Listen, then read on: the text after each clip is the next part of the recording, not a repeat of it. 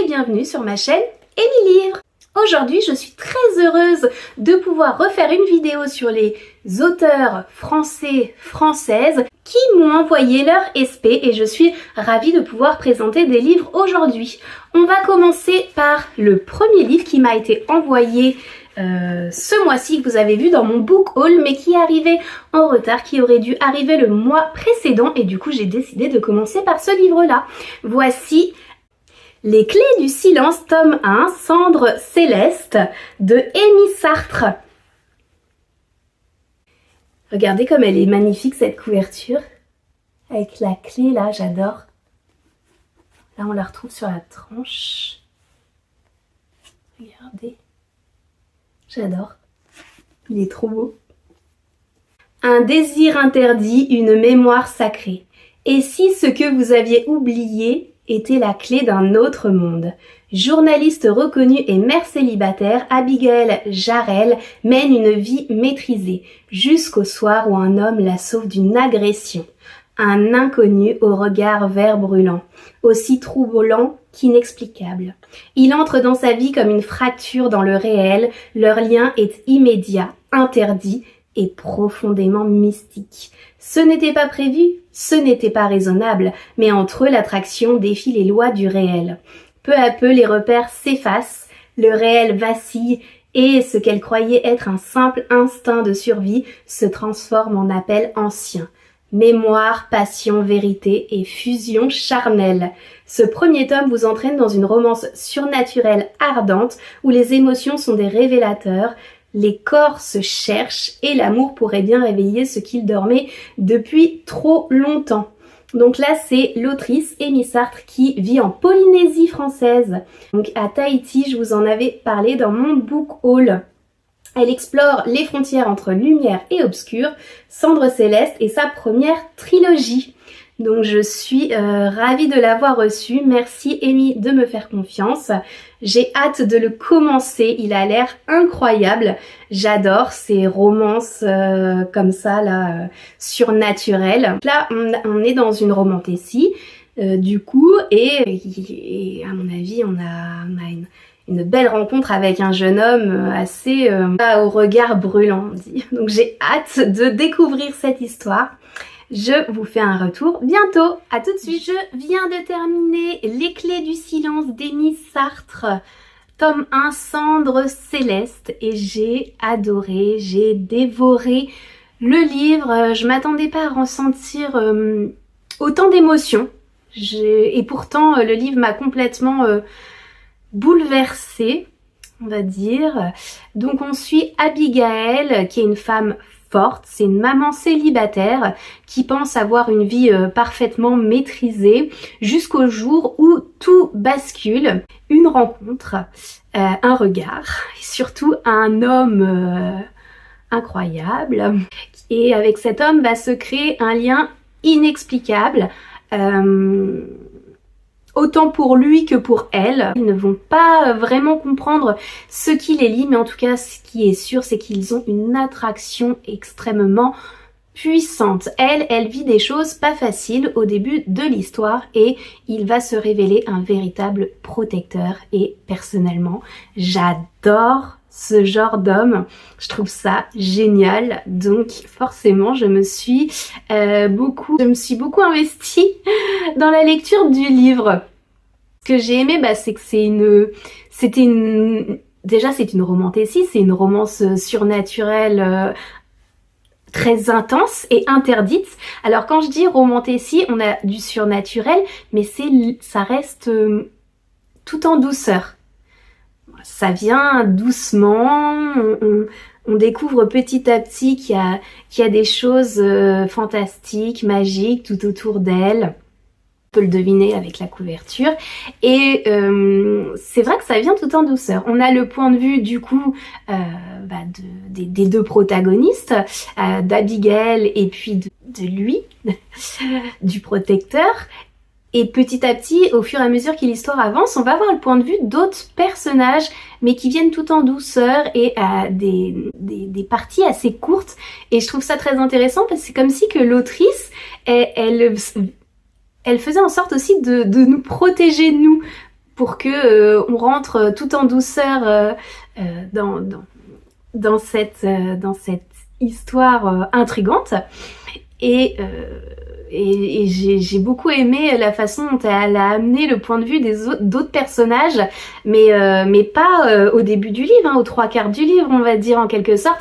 D'habitude, on a des livres où on a d'un seul coup plein de points de vue de personnages, ce qui peut être assez complexe au début mais non, elle nous laisse sur les deux visions des protagonistes du début, et aux 3/4 du livre, il y a d'autres personnages où on va avoir leur point de vue, mais de façon assez courte. Ça, j'ai vraiment beaucoup aimé, et ça m'a marqué aussi le fait que ce soit court, et que tout de suite on repasse à l'histoire principale. J'ai beaucoup aimé aussi on a des flashs des visions du passé, assez courtes, aussi, comme si c'était aussi pour nous protéger, nous. On reste toujours dans notre réalité, mais en même temps, il y a toute une histoire sur le temps. Enfin, j'ai beaucoup aimé ça. J'ai aimé le mélange entre justement l'amour, le destin et la mémoire. Voilà, il y a un travail de mémoire, un très beau travail d'écriture sur le temps et la mémoire. J'ai beaucoup aimé. Et plus l'histoire avance, plus la frontière entre la réalité et l'invisible disparaît. On a les rêves qui deviennent des messages, les émotions, ils prennent une autre dimension, et on se retrouve comme Abigail à douter de tout. On ne sait plus ce qui est réel de ce qui n'est pas réel, donc on vacille entre attirance et danger, entre vérité et illusion, entre passé oublié et destin inévitable. Et tout ça, ça m'a trop plu. Voilà, j'ai trop adoré. Je reste grandement frustrée par la fin, tout simplement, parce que évidemment j'ai envie de lire la suite du livre. J'ai envie de savoir ce qui va se passer. Et voilà, je vous le conseille. Merci Amy de m'avoir envoyé ton livre et de m'avoir fait découvrir ton univers. Bravo et félicitations pour l'écriture de ton premier livre. J'ai vraiment hâte de découvrir la suite. Je te souhaite une très belle continuation. Alors on va choisir mon second livre. Là on était dans la romance et le fantastique, et du coup je vais aller choisir un livre un peu différent. Voilà, sur un autre registre. Voilà, j'ai choisi ma prochaine lecture. Ce sera Les enquêtes du MCK9, le voisin d'à côté de MC Dossou. J'avais envie d'être dans un registre un peu plus léger, un peu plus jeunesse. Donc je vous lis le résumé. Martin, Cynthia et Kevin, écoliers et espions à leur heure perdue, s'inquiètent de voir leur carnet de mission désemplir. Nous devons absolument trouver notre prochaine mission d'agent secret. Il en va de notre réputation. Alors qu'ils réfléchissent à leur prochaine mission, une mystérieuse boîte rouillée et scellée, dont personne ne connaît la provenance, est découverte parmi leurs affaires. Comment a-t-elle bien pu se trouver là? Et que renferme-t-elle? Est-ce l'ombre d'un trésor ou celle d'un sinistre présage? Animés par le mystère entourant cette boîte, les 3 espions en air mènent une enquête des plus palpitantes qui, de fil en aiguille, les conduit malgré eux vers leur énigmatique voisin, nouvellement installé dans le quartier et que personne ne voit. Qui est-il vraiment? Quel secret dissimule-t-il? L'enquête est définitivement lancée. Waouh, ça a l'air super. Donc on a le marque-page, je vais m'en servir, ça va être super. Et j'ai la petite dédicace. Bonjour Émilie, j'espère que vous allez bien. Je suis très heureuse de vous faire parvenir mon roman. J'espère que vous prendrez autant de plaisir à le lire que j'en ai eu pour l'écrire. Très bonne lecture, très belle semaine, MC Dossou. Merci beaucoup pour ton message qui me fait évidemment extrêmement plaisir. Eh bien, oh, il y a des illustrations dedans, j'adore. Bon, évidemment, on retrouve l'illustration du marque-page, mais on a d'autres illustrations. Je sais pas si je peux montrer tout parce que... Ah, du coup, à chaque chapitre, on retrouve l'illustration du marque-page. Mais on a évidemment d'autres illustrations dedans. Oh, génial! Les illustrations, elles sont magnifiques. Elles sont... Ah, on a une clé. Comme je viens de terminer les clés du silence. Voilà, ça fait le lien. Eh bien, je vous retrouve à tout de suite. On se retrouve. Je viens de terminer les enquêtes du MCK9, le voisin d'à côté de MC Dossou. Et je dois dire que j'ai beaucoup aimé. Aujourd'hui, je vous emmène dans une aventure pleine de flair, au sens propre comme au sens figuré, puisque nous allons plonger dans une enquête captivante avec la brigade du MCK9 qui est composée de 3 enfants de 10 ans. Il faut dire qu'ils sont un peu spéciaux tout simplement. Ils ont une passion commune, celle de résoudre des enquêtes, ce qui va voilà, me faire penser au Club des 5, puisque quand j'étais jeune je lisais beaucoup, j'aimais beaucoup le Club des 5 et ça m'a replongé dans mon enfance, il faut dire. J'ai aimé me replonger dans des enquêtes policières, des livres, dans un livre jeunesse, c'était vraiment super. Donc on se retrouve avec des mystères, avec des rebondissements, on va avoir des intrigues, on va avoir c'est des personnages attachants avec une vraie personnalité, ce qui est vraiment très intéressant parce que vos enfants pourront s'identifier à l'un des 3 personnages. On a des messages positifs aussi, je trouve ça extrêmement important dans des livres jeunesse, autour de l'entraide, du courage et de la justice.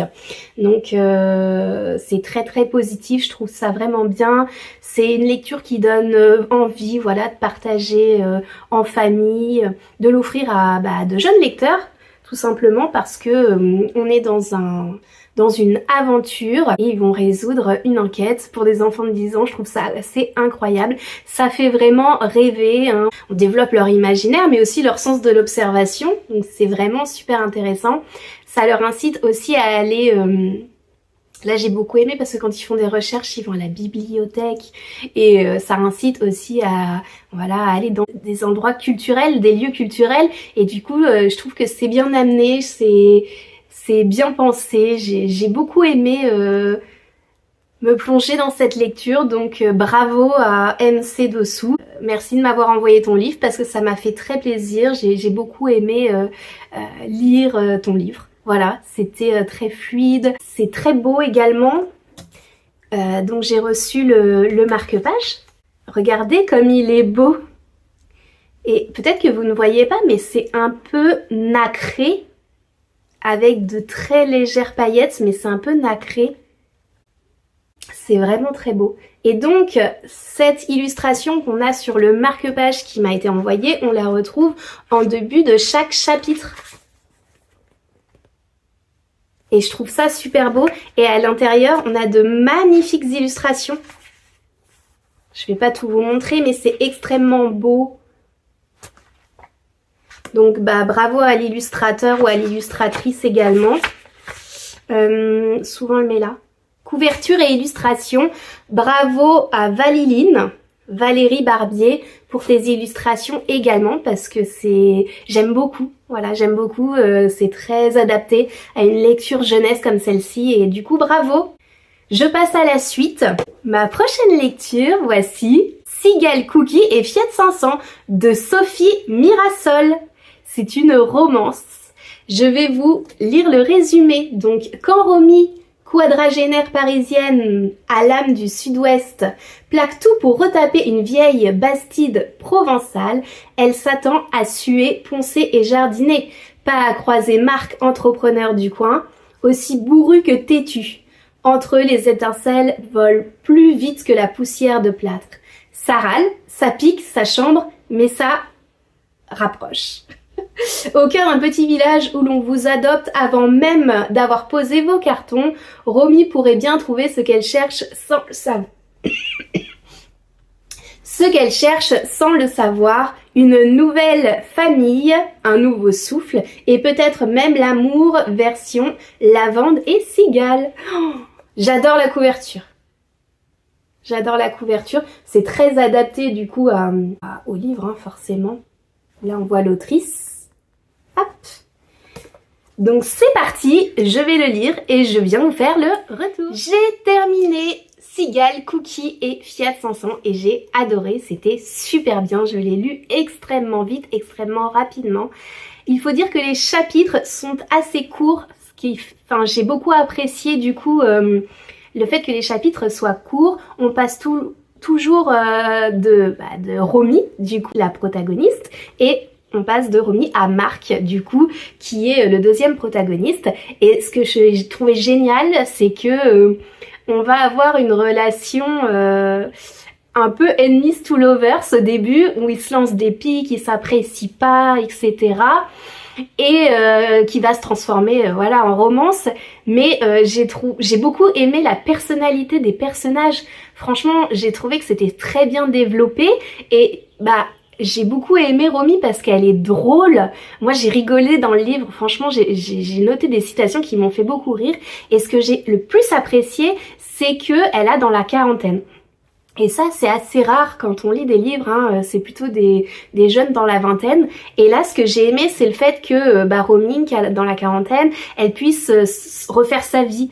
Et que, oui, on a une vie, on a...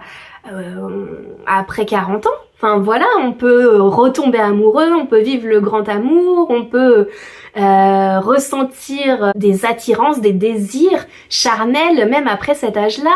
Et j'ai trouvé ça vraiment très très beau.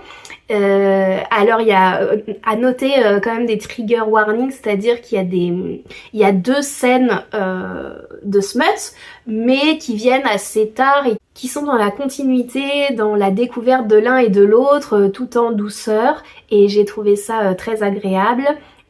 Pour ceux et celles qui ne sont pas trop smut, il n'y en a pas beaucoup, il y a quand même 2 scènes, mais vous pouvez quand même les passer rapidement puisque j'ai dit que les chapitres étaient assez courts. Et du coup, non mais vraiment j'ai adoré. Bravo, bravo Sophie pour l'écriture de ton livre. Ça m'a fait penser vraiment à l'été, les vacances, tout ça. Le fait qu'elle refasse sa vie, j'ai beaucoup aimé puisque elle parle de Paris en plus pour se faire une nouvelle vie et elle va, comme on dit dans le résumé, retaper une vieille Bastide. Et j'ai beaucoup aimé tous ces moments où justement elle travaille dans sa maison puisqu'on est complètement sur le thème de la reconstruction, donc reconstruction en tant que personne, mais reconstruction aussi à travers le bâtiment. Et voilà, elle refait sa vie et puis du coup j'ai aimé le parallèle entre les deux et le fait qu'elle se reconstruise aussi socialement. Voilà, c'était beau, c'était fluide, j'ai aimé me plonger dedans. Je me suis pas arrêtée une seule seconde, j'ai été plongée dans cet univers qui était vraiment fascinant et puis addictif aussi. Très addictif parce que du coup je l'ai lu d'une traite sans m'arrêter. Et du coup j'ai beaucoup aimé, donc bravo. Et je vous le conseille à 100% évidemment puisque ça a été un coup de cœur pour moi ce livre. Bravo. J'espère que ce format vous a plu. J'ai encore pas mal de SP dans ma pile à lire, donc évidemment il y a d'autres vidéos qui vont sortir sur les SP qui m'ont été envoyés. En tout cas, si cela vous a plu, n'hésitez pas à vous abonner à ma chaîne YouTube si ce n'est déjà fait ou à en parler autour de vous. N'hésitez pas à mettre un like, un pouce, à mettre des commentaires sous la barre d'informations. Si vous ne savez pas quoi mettre, vous pouvez mettre toujours des emojis, pourquoi pas voiture puisqu'on termine sur Cigale, Cookie et Fiat 500, donc pourquoi pas une voiture, des cookies si vous trouvez et une cigale dans les emojis. Je ne sais pas, je n'ai jamais testé. Alors voiture je pense que c'est bon, cookie aussi, mais alors cigale, si vous arrivez à me trouver une cigale, bravo. Et évidemment, j'ai ma wishlist Amazon pour ceux et celles qui souhaitent me soutenir. N'hésitez pas à aller sur mes réseaux sociaux. J'ai Instagram, la Lila Box, j'ai également TikTok et mes livres. J'ai également un compte Babelio, donc c'est la Lila Box. Il me semble pour me trouver, mais c'est toujours au nom de Amy Livre. Voilà, je vous fais des gros bisous et je vous dis à la semaine prochaine.